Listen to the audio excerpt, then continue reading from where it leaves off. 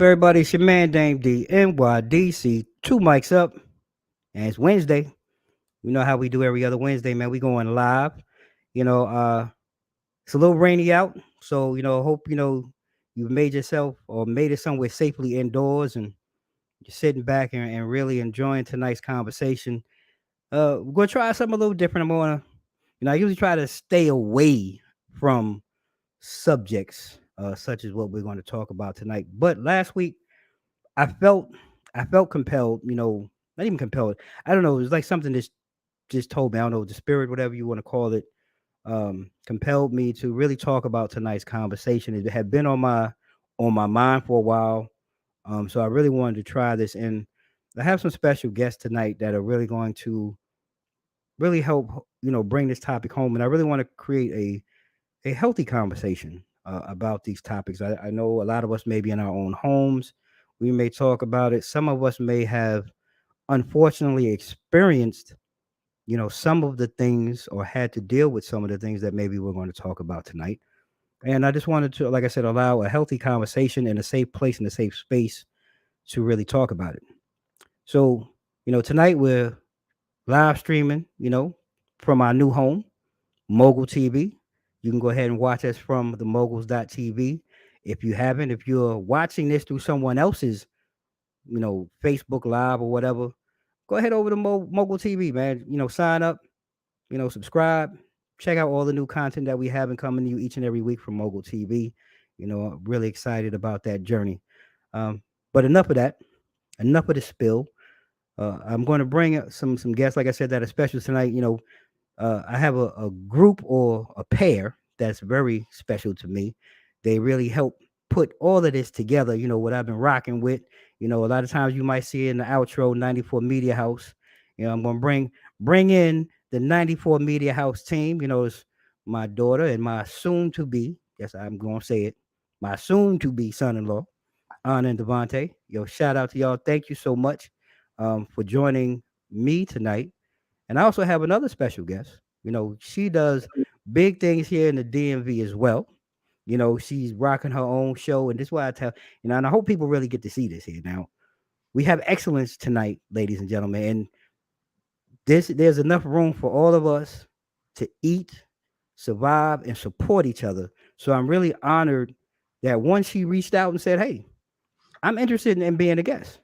So I said, "Well, let's start tonight. Let's get you on live, and then we'll come back and we're gonna go ahead and create your own because she's a phenomenal sister as well. Dawn Horizons, you can see certified wellness coach, but that's not it. And I'm gonna go ahead and I'm gonna start with Dawn, and we're gonna work in reverse. Dawn, please go ahead and take a second. Introduce yourself to everyone tonight.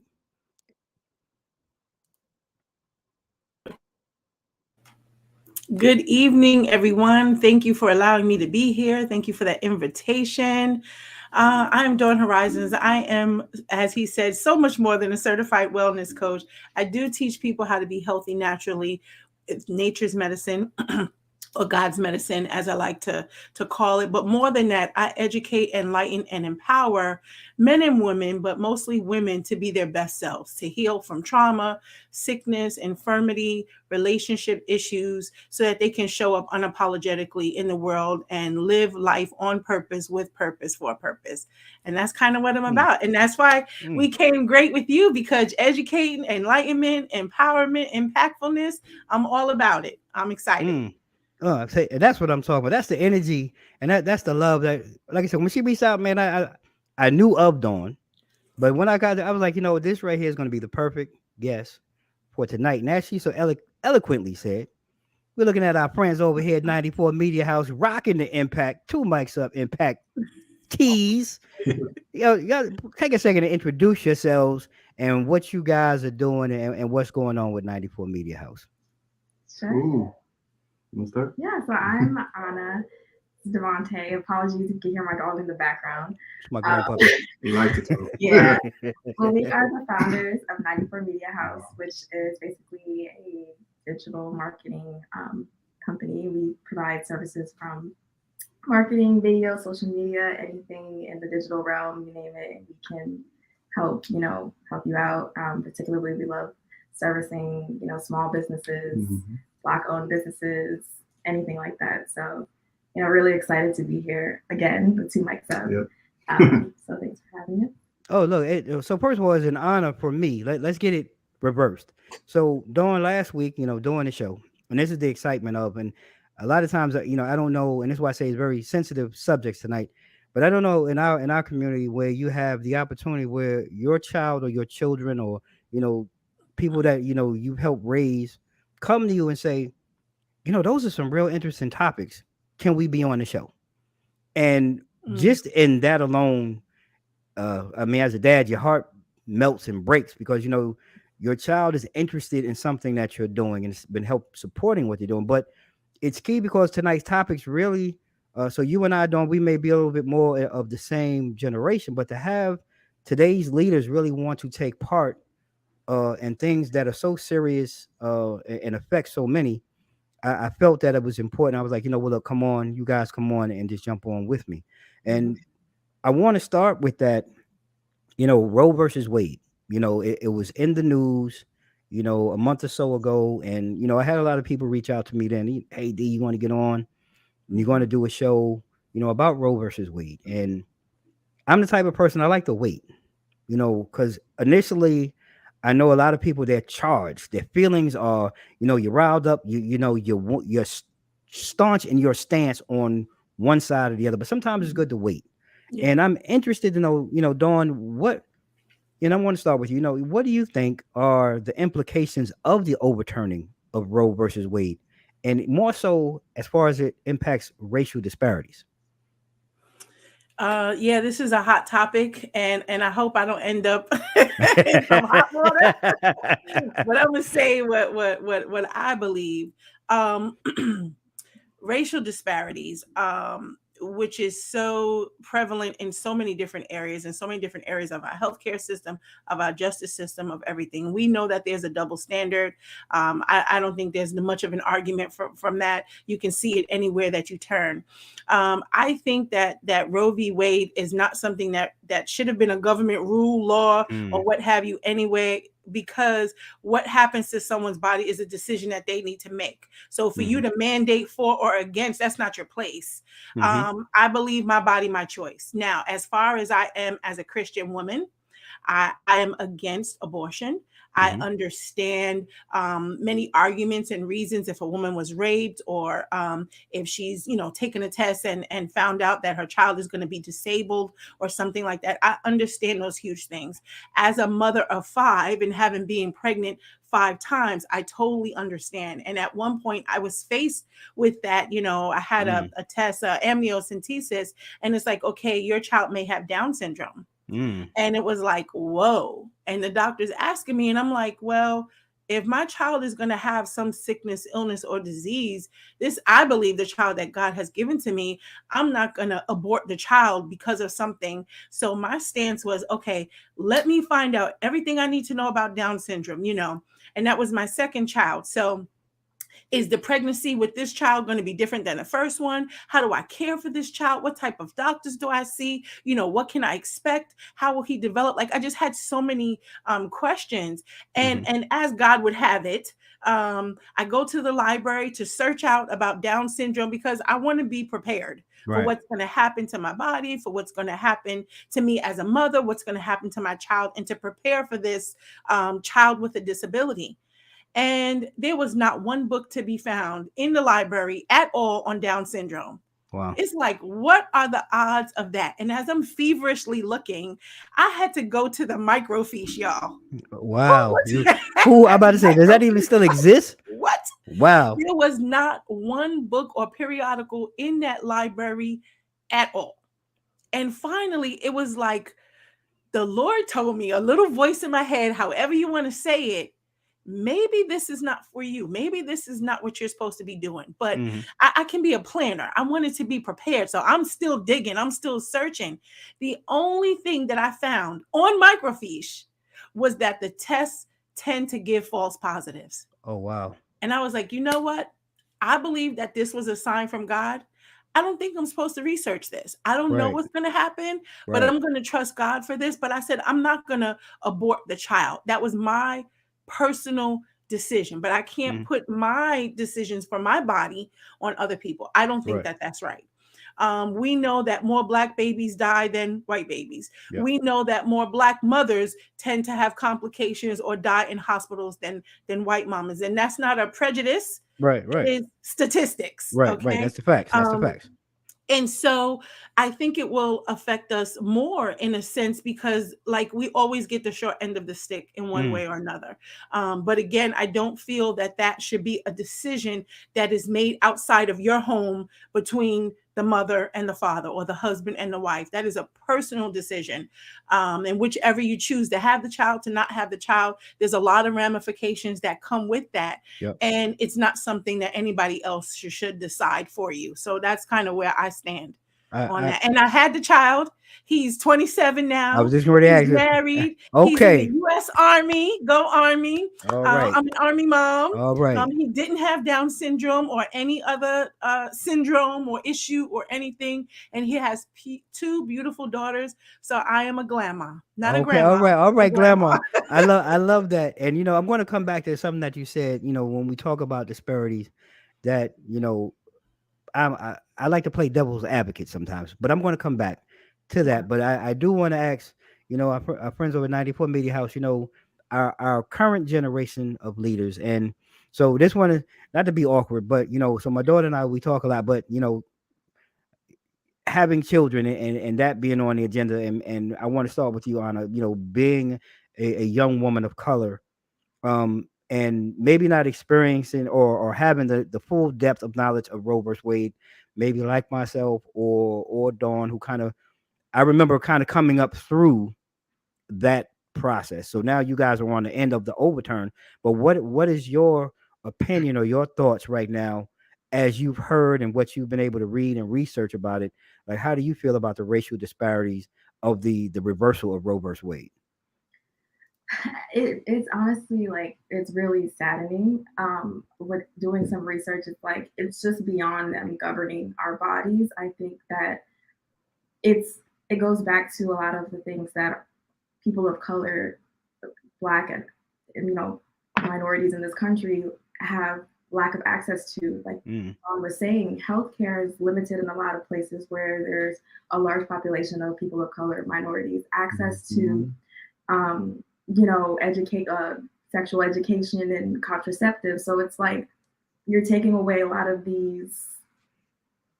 I don't really know the word. Resources or tools that our maybe so-called white counterparts may have access to. Exactly, and it's like you're kind of forcing a decision for people who might not already have access to other things to help them. So I think that it's really sad to see kind of this regression, that we're seeing, not even with Roe versus Wade, but of a lot of the laws and things that are coming up in the government. So it's like, it's scary. It's really scary. And I don't really know if I have an optimistic outlook, but yeah. And that's really what I wanted to lead to, by talking to you two in this realm.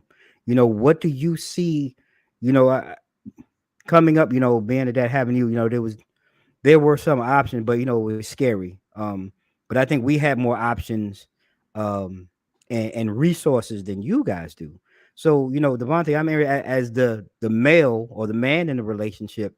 What is your view and thoughts on Roe versus Wade and how it may impact you and you guys, relationship? If you're talking about maybe having kids in the future, how do you feel, or how do you think that impacts you from the male perspective? Yeah. So, first of all, I just want to know why y'all looking at this ruling again? Why are we going back? Are y'all bored? I mean, that's pure and simple. Why are we looking at it? Because I do want to say, from a male perspective, hey, what's happening, sis? Hey. Lisa, thank you for joining us. Hope you're feeling well. Good to see you. Thanks for joining. From a male perspective, and I have to say, my opinion is one of men have no real stance in saying or sharing what a woman should do or cannot do with her body. I'm just Absolutely. going to be out there point blank with that. Second thing, last time I checked, I don't know of any man who's going 9 months full term and has given birth to a Easy. child. Easy. Well, we know. Well, I mean, and I know what you're saying. Yeah. I know what you're saying, but I'm just saying that from the way we were intended and create, I just don't know of that being possible, of happening. Okay, I'm just going to be there. I'm not going to touch on, I want to keep it in a safe place. I don't want to insult and hopefully not demean anyone, but I'm just being honest. And I flip it to even where are we looking at the right gender?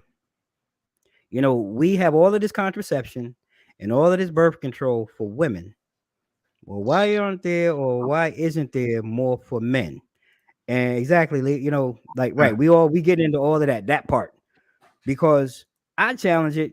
And again, I'm a man, but I'm just being honest. So if we start mandating vasectomies, right, and we start creating contraception for men that puts them through, and again, being a dad and being a husband, I see what it's done, and I've experienced I don't want to call it the wrath, but the side effects. You understand? I'm just being honest. I don't think we're in a position to be demanding or making demands on what women should do. And I'm just curious, talk to me, Devontae. Yeah, you're right. It's not our choice, but there's a lot of things that can be. We don't go through the same things to start with. So they're giving these medications to women or people that identify as women. They can use these medications that can alter their mental health, overall health, and that's also not. If you're going back to the first question, it's also not helping, people of color. Without question, they flood our communities with that every day. But I want to transition though while we're talking about that too though, because I want to go back to what Dawn was saying about the impact on women's rights. And where do our women, and I'm saying this broadly, our women, because women are vastly impacted by this. Where do you see women going? Like, what is the driving force, or where can that driving force go to start maybe trying to change this narrative and kind of get more of an equal footing with these numbnuts sitting on the hill, these men making these decisions? Like, where can women really go? Or do you see how we can kind of fight this? Because it's an uphill battle. Yeah, that is a really loaded question with many, many, many variables, because each person thinks they're doing what is right in their own sight, but when it comes to your body, it is hard to have someone that's outside that doesn't have the same anatomy as you or go through the things as you to be able to make decisions on your behalf. And you're not a friend or family member or anything. You're not even invested in this decision to say what it is that I can and cannot do. And then the other thing I want to say is, whether someone is pro-abortion or not or what have you, I've never heard people talk about what happens after your decision. So you didn't plan on being pregnant. You're pregnant. Now you're going to have a baby. Then what? Where are the resources? Where are the tools for that?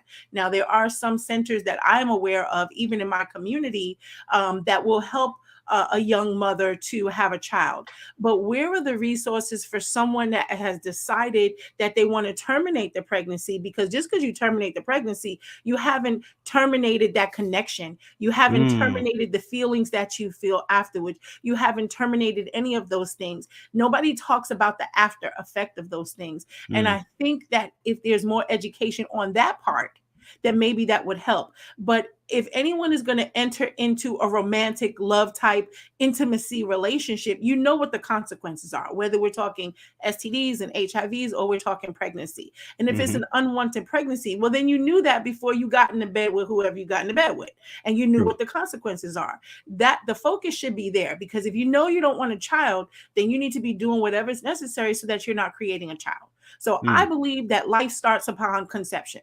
Life starts in the womb. And so if we're going to terminate that pregnancy, then we've just terminated a life. That's my view. Okay. And so I don't think that I should force my view on someone else. It's your body. and Agreed. it's your choice. And Mhm. you have to deal with the consequences of your choice, good, bad, or indifferent. So I think some of the educational focus needs to be shifted. Whether Mm. it's in our elementary schools, middle schools, high schools, or whatever, we want to give them contraceptives, but who's talking to them about this act of intimacy? What happens? Mhm. What are the ramifications? What are the consequences? What are the resources? You know, Right. some young people get kicked out of their home because, you know, their parents find out they're pregnant. Well, then what do they do then? So there needs to be more education. There needs to be more resources on preventing those pregnancies to begin with. Then we don't have to kill a child, because really that's what it is. Again, my opinion, but according to the Bible, which I built my life on, that's what it's about. So no one sitting behind a desk should be making those decisions for everybody else. And I want to throw this in there. I feel very strongly about standardized testing. Here it is, another area, totally different, but another area that you have someone sitting behind the desk saying, oh, this is a great idea. We should do this. Yeah. So no longer are children really learning or getting a love for learning, getting a love for reading. They're being taught to conform to a test. They're being taught to pass a test. Just because you pass the test doesn't mean you learn anything. Right. You know, you So haven't those learned good anything. test takers are going to do great. Those bad test takers are going to do horrible. And it doesn't mean that their teacher was bad or their school was bad or they even have a learning disability. Children need to be taught in the best environments where they can be taught. They need to be open and afforded different things so that they can learn. They can touch it. They can taste it. They can learn it. They have Mhm. time to actually absorb and not just have information shoved down their brain, their mind, Mhm. so that a school can say, oh, yes, we're doing a great job. We're the top in the district and yada, yada, yada. So again, I know that this is different, but the premise is that you have people who are far removed from that situation making decisions for our Decisions. children, whether Mm. unborn or born, and whether in the school or whatever. And I think that needs to stop. The people that are being affected need to be a part of the decision.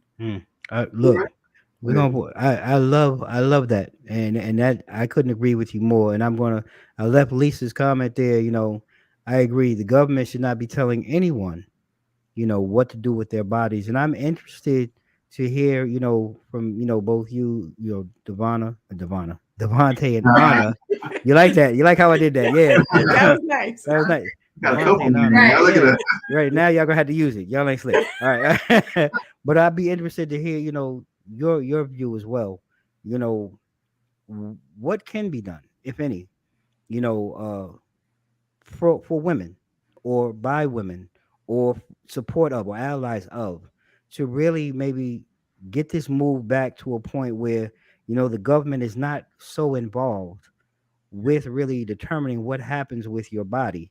You know, and one, is that even possible? I mean, we saw it, you know, but right now I already see you guys shaking your head. Yeah. But I'm just interested to hear, because, you know, this is really now laid at you guys. You know, it's laid at your feet now. And the impact is really going to be on you. And I'm just interested to hear, you know, what are your thoughts? Because you both look dejected to a little to a small point. Yeah, because if you look at the makeup of the government and the people that are so in charge, There you go. they are old. Mm. They don't necessarily look like us. They're not our age. They have No. different beliefs, which is And- fine. Yeah, and on top of that, the career politicians, they are not around people, the regular people, for most, like outside of their whole running and everything. They are not around us. They don't see us. They're looking from a high cloud, saying, and they call themselves representatives, but who are they really representing? And I think for me, the way I see the government's response to our children in this country is also telling, you know, with a lot of the school shootings, the education system, it's like, where do you feel you can have this right to decide what we do with our bodies and our children? Like, your response to things hasn't been the best to begin with. So why now do you think you can also have this say? You know what I mean? So it's kind of like, I don't know if it's impossible to make a change, but I think it would be an uphill battle for sure. And then how do we trust them? That too. That part. Now I'm going to agree with you on that one, because, you know, that whole thing right there, it's just really one of those things that just make you. Sometimes I got to look at them. You just got to look at them side eye, like just that part right there, because it's really hard uh, to believe. And as Lisa, it says, we have all white Christian men pushing an agenda that really has nothing to do with democracy. And I'm going to agree. I think at the end of the day, I'm not.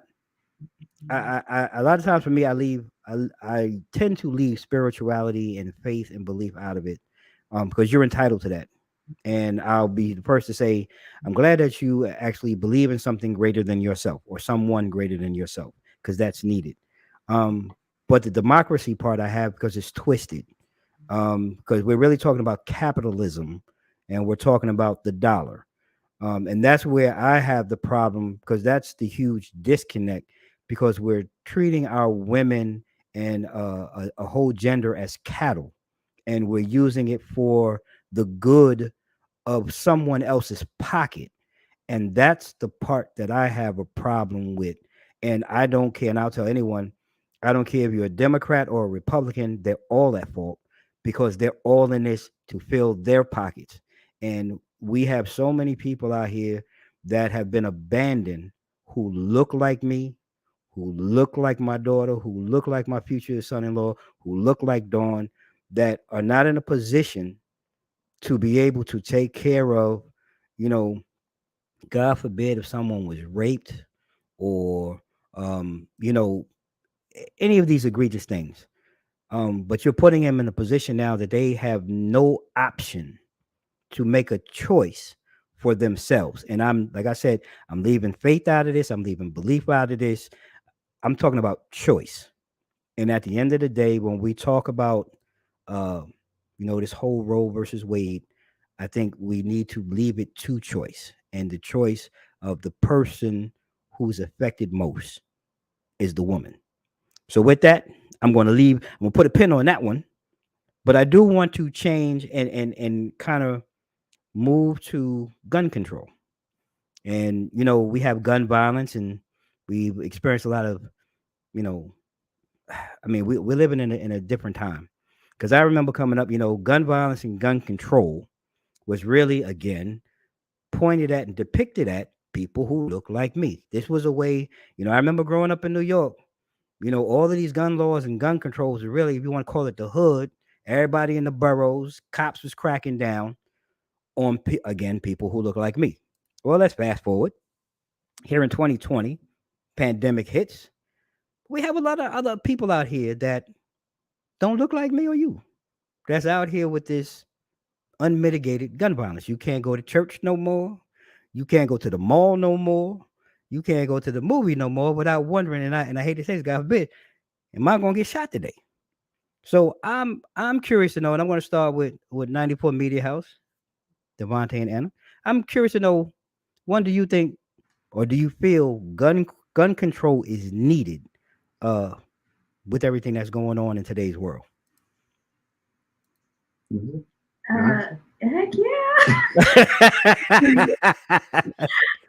I think that whatever regulations, and I'm not well versed in gun control laws and things that are currently in place, but whatever it is, I think definitely needs to be revisited. I think, like you said, it's not, now a lot of things are,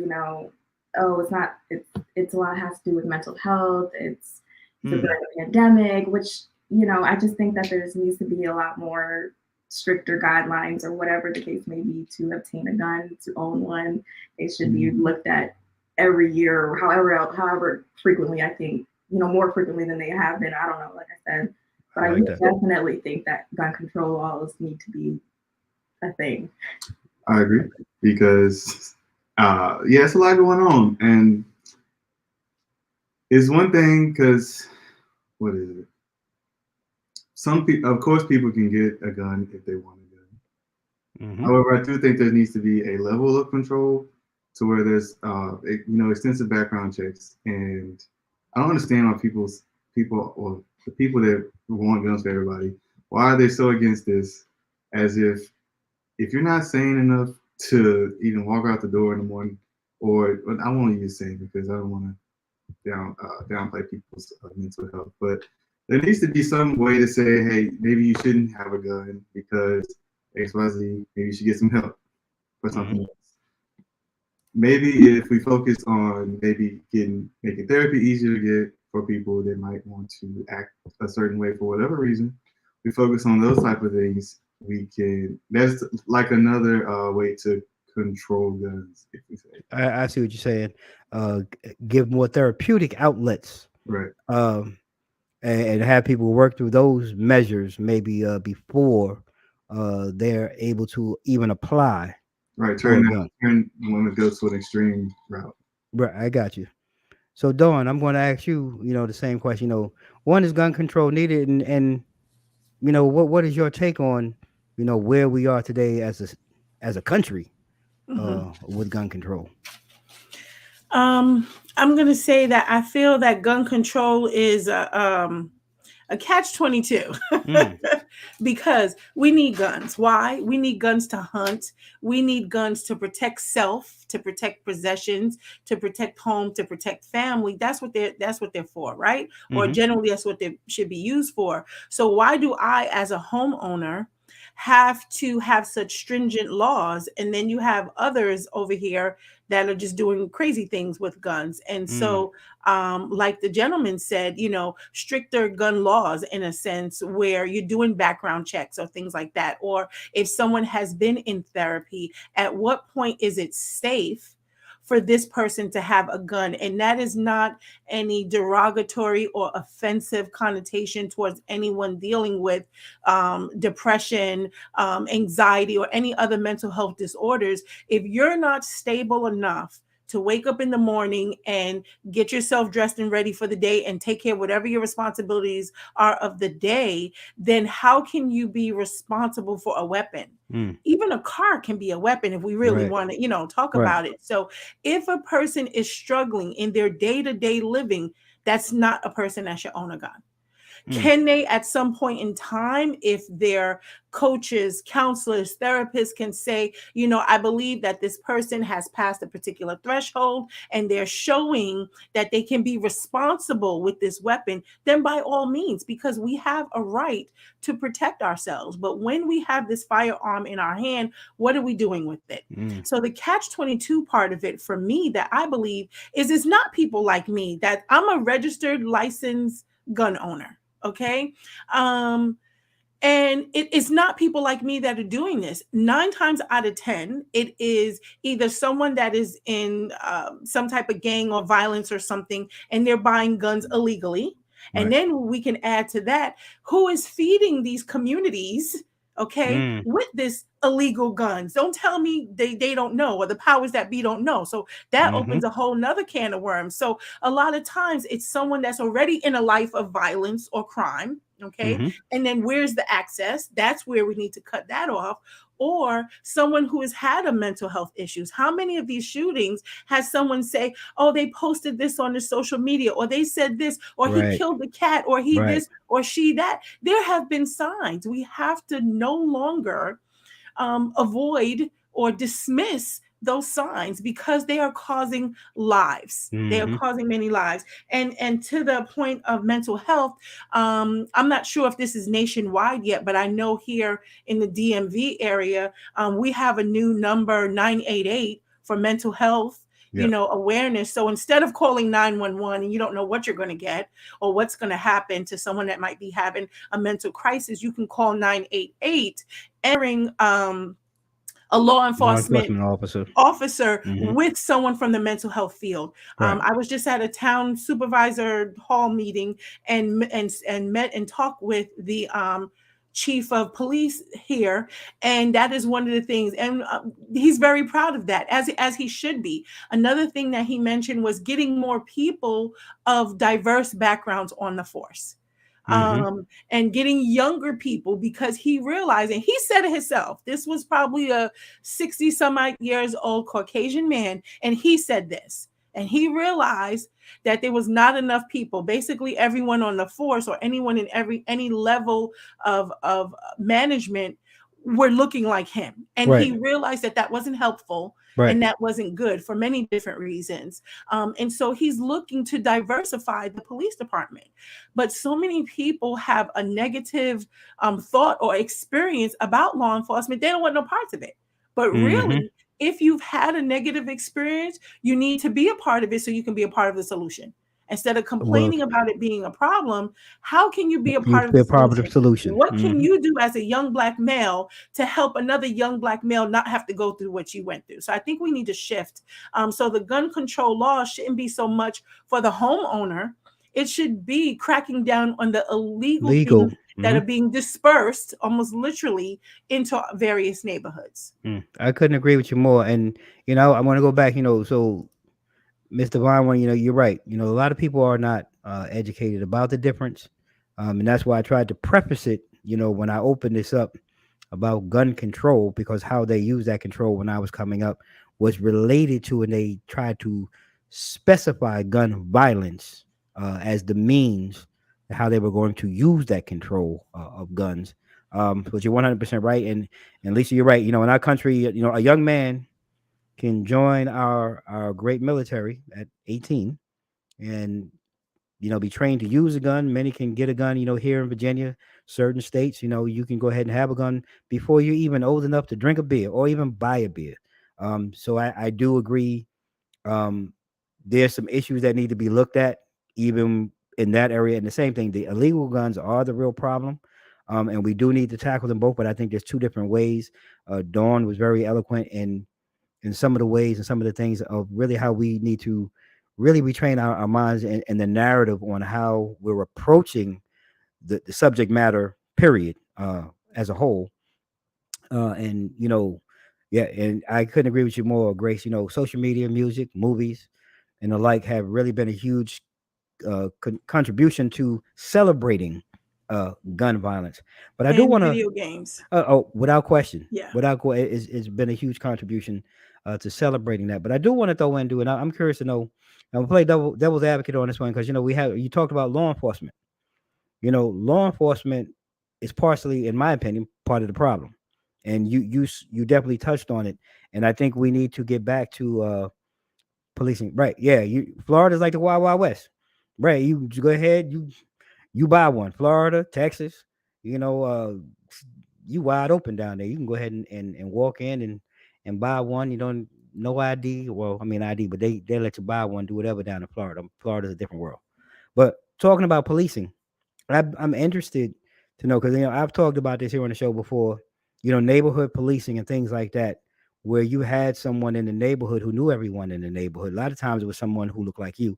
I remember coming up, we had one where I grew up. He knew my family. I remember one time I was doing something I had no business. He beat me, took me home. You know, took me home to my parents. My parents run home. My aunt and them was home. They beat me. Parents come home. I got a beating. You know, I say all that jokingly, but what do you, you know, especially I'm gonna start with Anna and Devontae. Like, what do you guys see or feel from a police? Let's just say from a policing point of view. What improvements do you see or think we need? Because I know some people feel defund the police and all of these different type of things. But what do you think can maybe help change the narrative?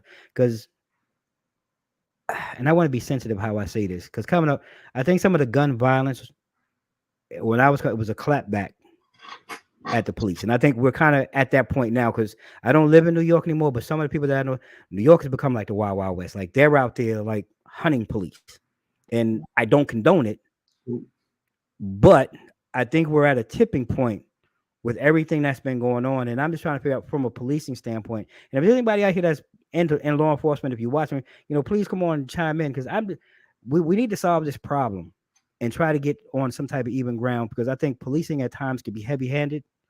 And I don't know if that's because of fear or whatever, but it's at a tipping point now where it seems like the community is tired and people are just fighting back. And I don't know, you know, you guys are in that space. You're a little bit older, but you're in that space of that generation where y'all just tired as hell. You know what I'm saying? And y'all have been leading the charge, and kudos to your generation. But from your opinion, like, what do you think, if anything, maybe needs to change or can happen or needs to happen? Police have got to kind of stay on top of their fellow policemen. Mhm.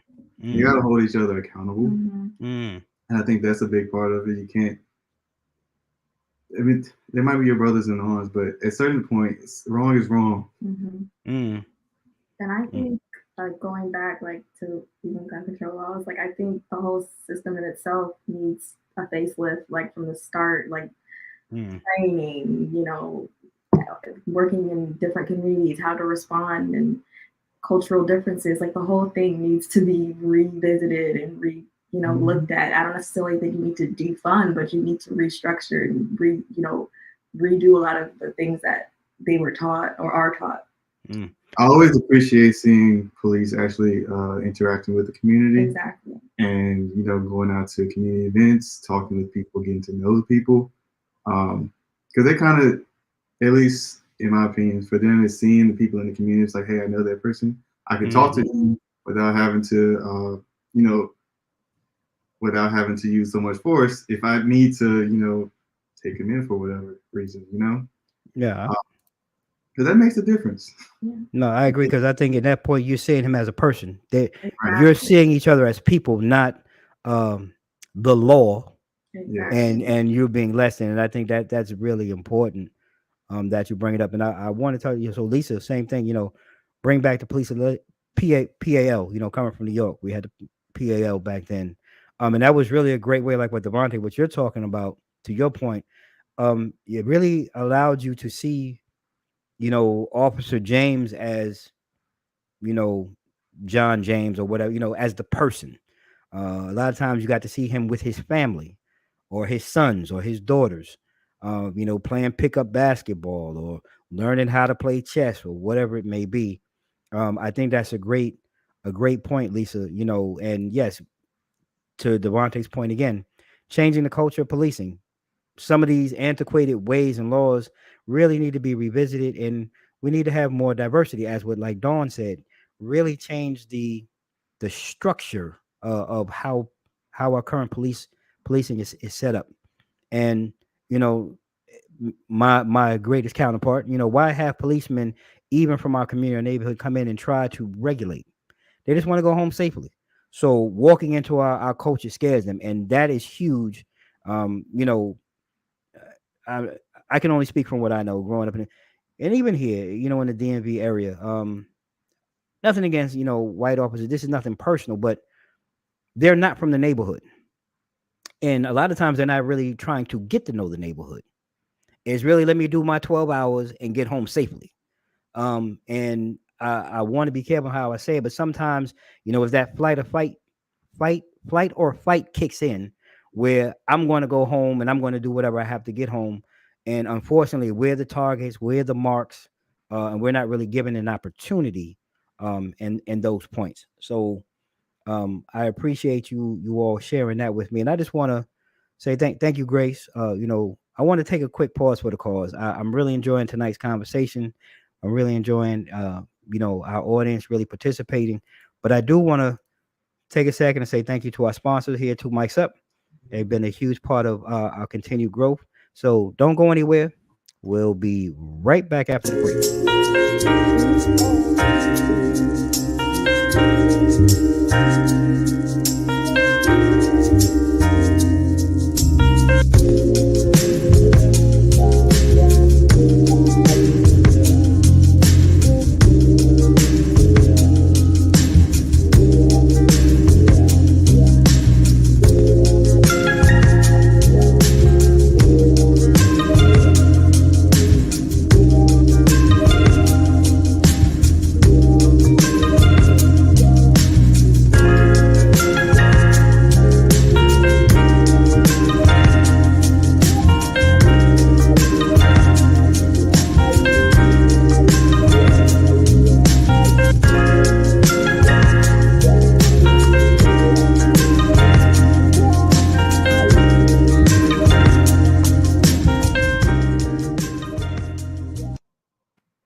All right, ladies and gentlemen, we're back out the break. Uh, if you were just tuning in, wait till this thing, man. Go ahead and get set up online. You go check us out, on Mogul TV. on your Roku and Amazon devices, or you can just go online to moguls.tv and check out tonight's conversation. It's been one of the best ones I've had in a while. I've been really trying to be very cautious around very sensitive subjects to so many of us. And I'm just really glad that we're getting everyone's opinions and thoughts. And I want to close out really with, we talked about gun control and we talked about Roe versus Wade, and both of these really tie into mental health, some way, some shape or form. And I'm just really curious to know, and I'll start with you, Dawn. My wife and I have talked about this, and I think I've talked about maybe recently here on the show um, about you know. So I'm gonna go back to Lisa's comment because I want to make sure I get her in. Then you have those who need to be weeded out. We should not be hiring anyone affiliated with white nationalists who are racist or biased. Now that part, sis. Now she about to get me off on a tangent because, man, and I want to be careful here. It's going to take a lot of work. That is going to take a lot of work, and it's really going to take those who look like them. And this goes back to Anna and Devontae's statement earlier, that are not afraid to go beyond that thin blue wall. Because at the end of the day, we're all human beings. And just like if I'm at work and I see a coworker or someone, you know, racially harassing someone, sexual harassment or whatever, you need to say something. You need to do something. It's not acceptable. And what Lisa's talking about is going to take those who really look the same to really make that change. Because if we do it, we're already a minority and we're already under attack. So it's going to take those who look like them. And I'm going to take that safe answer because that's not really what I wanted to say. But I'm going to keep it clean so I don't get in trouble because my wife is looking at me, shaking her head. So, yeah. Yeah, it goes back to what Dawn was saying, to have about more diversity. Exactly. So going on to the mental health part, I'm just curious, and I've talked about this before on the show, I think maybe once or twice with some people. So this pandemic that we've all been dealing with, some people already dealing with mental health, but my wife and I had a conversation like, you know what? I think I was having a mental health moment or situation that sometimes you don't think that you have or can have, but then you realize like, oh snap, I think I was dealing with something with this pandemic. So Dawn, I'm curious to know, for you, um, what has it been like, and really, how has the pandemic impacted you, maybe throughout this whole time in your mental health?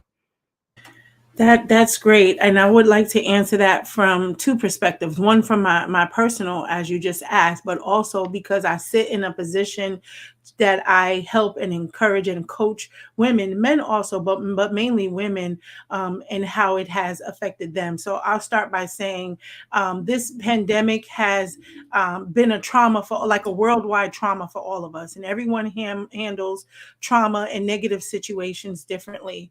We all experience some level of depression at some point in our lives. The problem becomes for the people who experience it often and who are not able to get out of it, or they don't know what to do to get out of it. We can have, I like how you said, moments. I've had moments of depression, and I have to remind myself who I am. I have to remind myself how far I've come, where I have come from, and whatever is going on in my life that will cause me to take a step back or feel some kind of way, remind myself that this too shall pass. Whatever the situation is right now, it feels pressing. Right now, it feels frustrating or overwhelming or whatever, but it's not going to always feel like that. And so if we can encourage ourselves, if we can encourage others to hold on when challenging and tough times are coming through, you can get through it. As long as there's life and breath in your body, you can get through it. Problem is when people make a permanent decision in a temporary situation. And what I understand from people suffering through mental health, they can't see that it's temporary. They see and they feel that what they're going through right now is going to always be like this. There's no end of the rainbow. There's no light at the end of the tunnel. They can't see that. And so that's a very deep and dark depression. And now as a holistic health coach, I can give, strategies and mechanisms for people to help to pull themselves up out of that. But that is some training, that people need. Maybe that's something that needs to be added to our curriculum in schools, and not just giving the kids a stress ball, but teaching them how to manage stress. What do you say? What do you do when you're feeling angry? Who do you talk to? Who can you go to as a safe place or a safe space? Even adults who don't know how to manage their anger well, or don't know what to do. Let's say they lost a job or they're feeling stuck or whatever.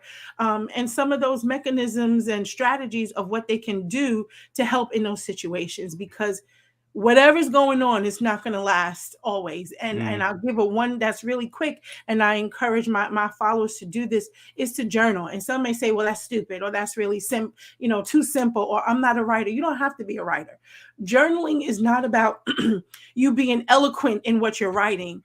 Journaling is a mind dump. It's a heart dump. Whatever you're thinking, just write it on paper. It could be words. It doesn't have to be sentences. It could be bullet points. You don't have to write anything at all. You can take some crayons and just color. The purpose of that is because it can be healing. You just want to get out this rage or excitement or anger, whatever it is that person is feeling in that moment, in a way that is safe for that individual person and the others around them. And there are many ways to do that. So maybe one of the things that we can do is to begin to teach these mechanisms, even from the babies, even from first grade, because I'm seeing more anger and frustration in people and kids. Like when we were growing up, if you couldn't do something, you try again. Now they try one time, can't get it, and they want to throw it. They want to break it. They're fed up. Why did this, where is this coming from? Our children need more resiliency. If they have it as a child, hopefully they'll have it also as an adult, but definitely need some education and some strategies in that. I think many people, celebrities, poets in my circles and so forth, we're trying to remove the stigma from therapy. One of my friends was visiting this weekend, and he had a shirt that said Jesus in therapy. I was like, I like that. It's not one without the other. You need both. And so rallying around people who are dealing with any type of issue and being a place of support. And if someone says, hey, I don't know what to do in this situation, that's fine. Tell someone. And let someone know so that they can help you. Someone with the experts will help. I'm hoping that this 988 number is going to make a difference, because we should no longer be seeing brutal police force with someone that's having a mental health breakdown. So I really hope that this is an answer, at least in one segment. And then the other part of it is just providing strategies, providing self-help techniques that people can go to in order to get them out of the moment. Once you get out of the moment, the next moment is going to be better, I promise. But they have to get out of that specific moment at that time. Well, Dawn, look, I'm gonna give you a round of applause on that one, because that's real too. Because I mean that needs to be heard, and someone, I always say, if anyone is watching this now tonight, or if they go back and they listen to this or replay it, if one person walks away with that and really understand, so we do actually have it here in Virginia. So that 988 number is here for those in the VA area. Hopefully that can be something that maybe becomes a nationwide thing. But I hope somebody really hears what you had to say and what everyone has had to say here tonight, because it's very important. And I really wanted this, like I said, to be a very therapeutic conversation. So if one person walks away with this, I think we collectively have done our job. Thank you so much. And we're not done yet. And, therapy, it is important, and it has helped many. I'll be the person to say I had the pleasure of having therapy. It's done wonders for me. And that stigma, we need to get that out of our minds. Like, this is a taboo. Yeah. It's okay. We all need help at times, at different times in our lives, for whatever reason, sometimes unbeknownst to us. But someone is there that can help walk you through and get you to the other side. And I'm curious, Anna and Devontae, same thing, with mental health and the pandemic, how have you two really had to do. I see you both laughing and smiling, and you probably got some stories that you probably don't want to share. But like, how have you guys really been able to work through moving forward with the pandemic and your mental health space? So first, we don't talk about 2020. That was a crazy. Wow. But now we'll say we were lucky that we lived together, so we had each other to lean on. Also, we have dogs, so we were able to get out and see people, and talk to Safely. people from across the path we were walking on. But I guess that kind of helped us. But we do have friends that kind of live alone. So a big thing for us was all just talking, making sure you reach out. So I mean, if you got friends out there that you haven't talked to in a while, check on them. Yeah. Check on on them. friends. Facts. Continue to check on each other. And then yeah, I think we did okay during the pandemic. I mean, the pandemic's still going on to us sometimes. Yeah. So curious though, do you guys think that maybe you have felt patches through where you really had to maybe readjust or think about your mental health? And if so, have you guys been able to share that with each other? And just Yeah, so have that conversation, because I think others need to know that it's okay to talk to your spouse or share, because they may be going through the same thing that you're going through. Oh, Right. absolutely. I actually, like Miss Lisa mentioned in the comments, I actually started going to therapy this year following the pandemic. And I'm very vocal about I'm like the world's biggest empath. So I'm always talking about emotions because I have to get it out some way, some form. And like Dawn said, I also journal, between journaling and therapy, talking to family. I call my mama every day, She getting does. outside. She does. Being outside when I can, definitely it's helped with mental health. But like you all said, there's always those moments, right? And I think that it's important to continue to have these conversations, because if you think those moments are lasting a little too long, something else might be there that you should definitely go and seek, whatever else might be beneficial for you in that regard. And that's something that we always talk about. I'm always checking in. I'm always making sure you're like, are you good? We say, how are you? How you No, doing? how are you? Yeah. Right. No, that's important. Just the presentation of it sometimes makes all the difference in the world. And just being able to notice maybe when one or the other, sometimes we transition to a different space. Sometimes it could be and I can only speak for personal, it could be a song, right? It's so true. It could be a song that you hear. It could be something on TV, a TV show, anything that can transition you to a space. It's good to hear that you guys are really in tune with each other's vibe and what's going on, and are really asking, hey, anything I can you want to talk about, or are you okay? And delivering that, because I think it's important. And I wanted to just kind of harp on that, because so many of our young folk, and I want to call you guys young, but our next generation of leaders. Hey, you guys are getting older now. Look, let's just call it what it is. But our next generation of leaders really understand it. And I think that, Dawn, and I think that really goes to you and I, as parents, giving our children the tools to be able to be comfortable in their space and in their skin, to really go ahead and know that it is okay. Because I know for me coming up, that was a taboo. Boy, you figure it out. Yeah. Boy, you know what I'm saying? Generational curses.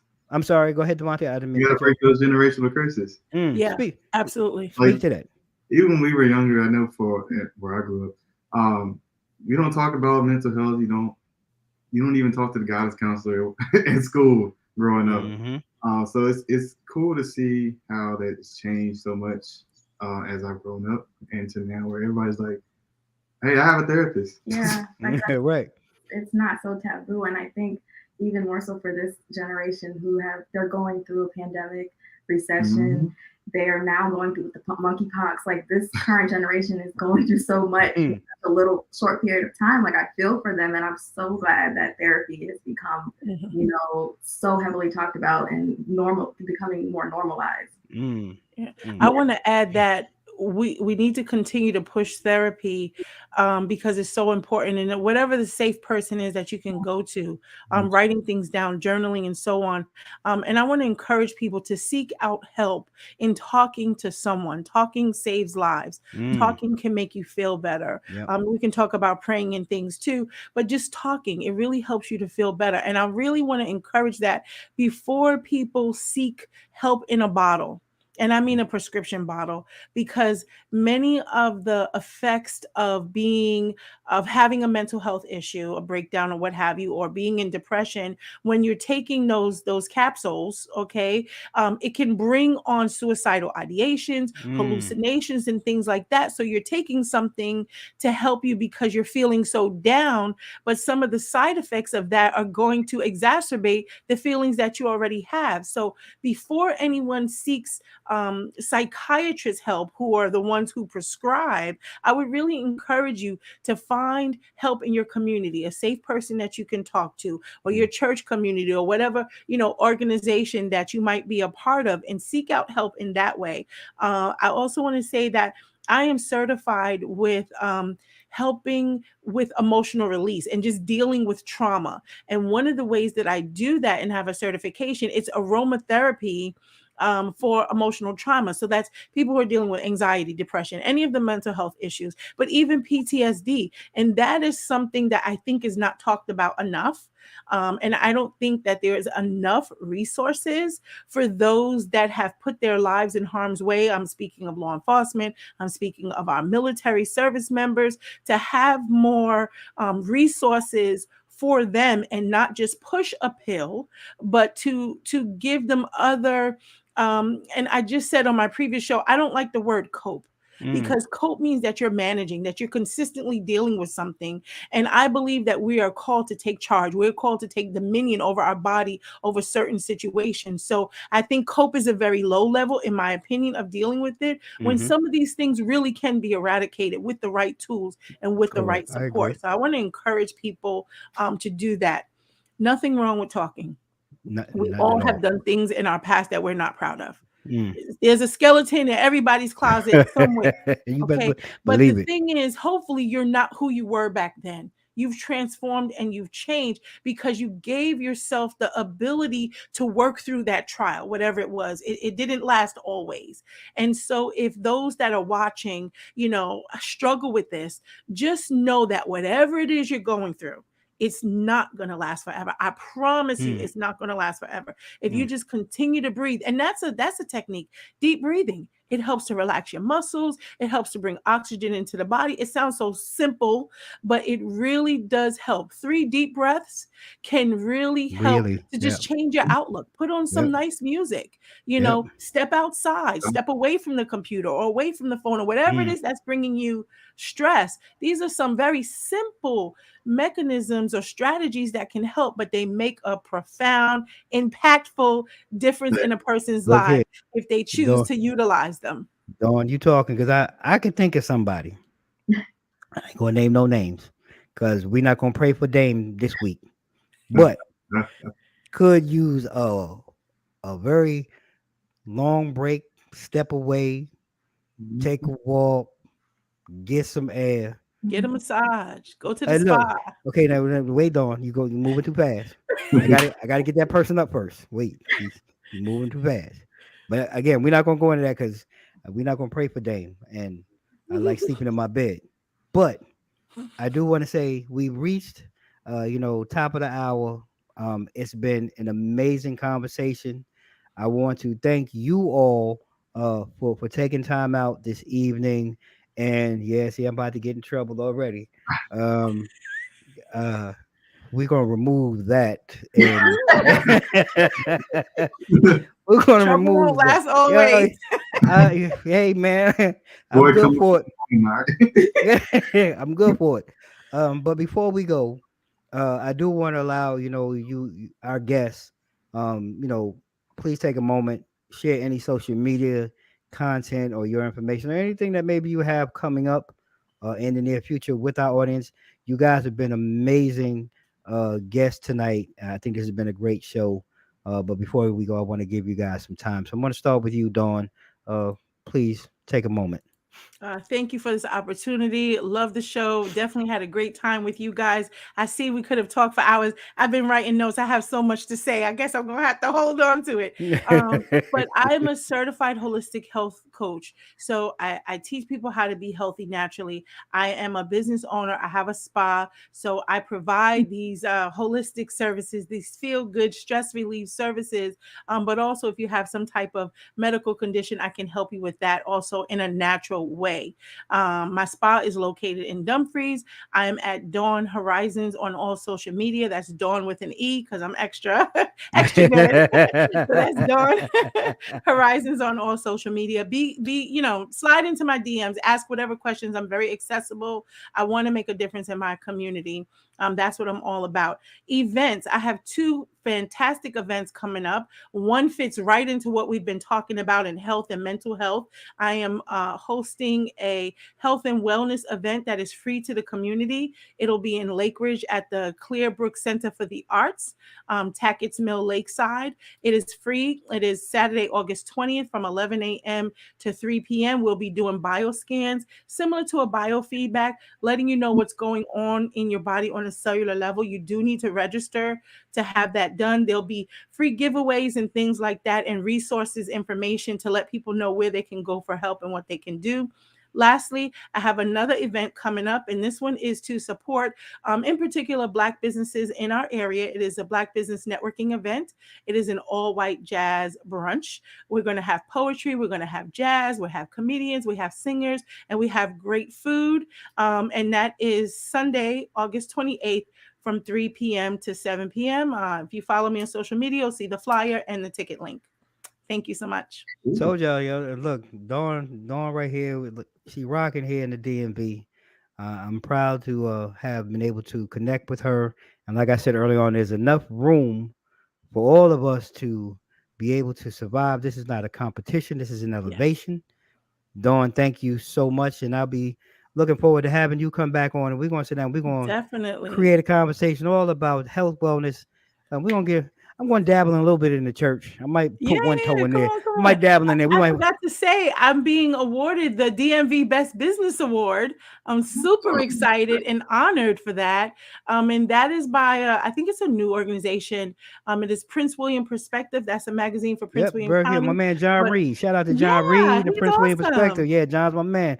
And what is it? DMV Business Connect Network, BCN Business Connect Network. I'll probably see you next week. You're going to be there the 21st. I see you on the 21st. Yes. We'll go ahead and chop it up some more. I'll be there. So definitely. Okay. Big things from Dawn Horizons. Again, thank you so much, Dawn. And definitely last, but definitely not least, Anna and Devontae, 94 Media House.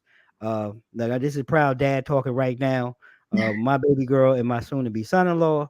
Anything going on popping with 94 Media House? Anything y'all want to share, social media, whatever, go ahead and jump in there and take your time. Don't rush. We got time. Well, I guess we took a little hiatus, but we're back. Okay.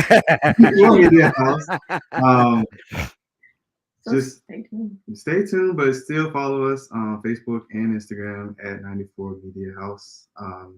You can message us on there. We also have a website, 94mediahouse.com.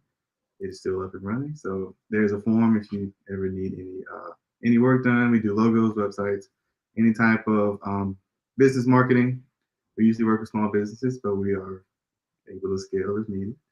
No, that's right, and they are, and I'm going to keep it 200 because proud dad. And yes, I want to thank you all, Miss Devine, in Cunningham, Elisa, everybody who's been in the background in the woodworks. Love you guys, and I appreciate you taking time out tonight to sit here with us. These 2 amazing folks over at 94 Media House have been the masterminds behind the creation of 2 Mics Up, all of the marketing, branding. They took the training wheels off of me last year. They let me do a few crash tests, got me back on, put my helmet on and everything, and got me all situated. Nothing but love for them. True talents. And if you are a small business, mid-sized business, you're looking to scale up and you're looking for some help, I definitely encourage you. And I'm not saying it because I'm their dad or her dad, but I am. Go ahead and support. Cuzzo, What's happening? You snuck up in there, my cousin Val. Good seeing you, cuz. Thanks for joining us.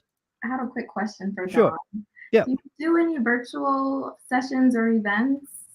Yes. Okay. The 2 events that are coming up, they are live in person. But as far as coaching and therapeutic value, a lot of what I can do is all mobile, so I can travel, but it can also be done virtually as well.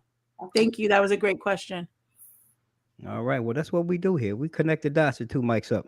So, I'm going to go ahead and move on. So, this season 4, changing up a little bit.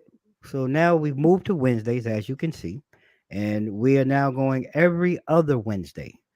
Just a lot going on with me. I've been blessed to have grown.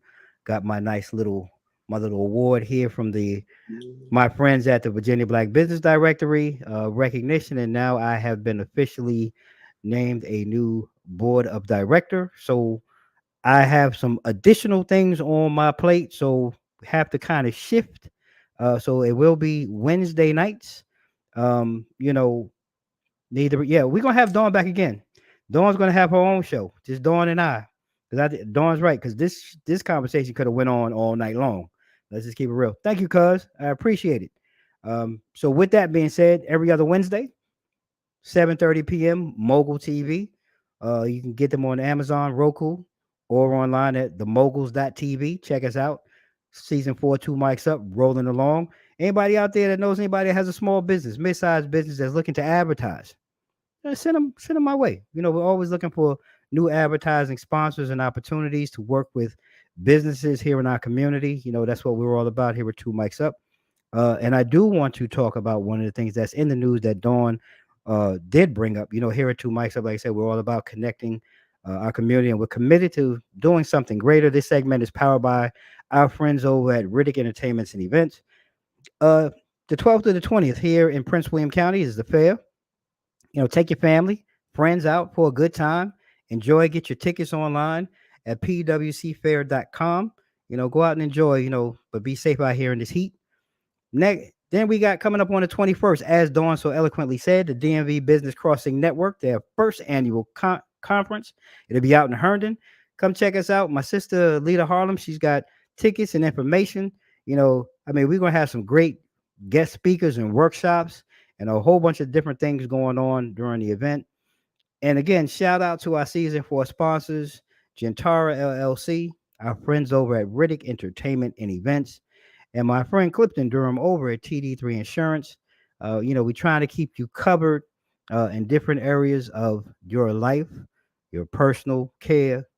And also coming up next week, I'll be sitting down with my friend Winfield Clark over at Celestial Manor, doing great things in the community. I think that's a very interesting story. And the week after, we popping corks and kegs. I'm be rocking with my dear friend Renee of Cork and Keg Tours. We're going to talk wine. We're going to talk beer. And we're going to have some fun. So, ladies and gentlemen, thank you so much for being here tonight. You know how we always do at this time as we close out the show. Follow 2 Mics Up online at www.2micsup.com. You can follow us across all our social media, IG, Facebook, Twitter, and YouTube at 2 Mics Up. And just by chance, if you're watching this on YouTube and you haven't done it yet, I don't know what your problem is, but hit that bell down at the bottom so that you can be notified by all the newest content coming to you from me here at 2 Mics Up. And like we always do at this time, ladies and gentlemen, stay safe, stay blessed. Mics out. 007.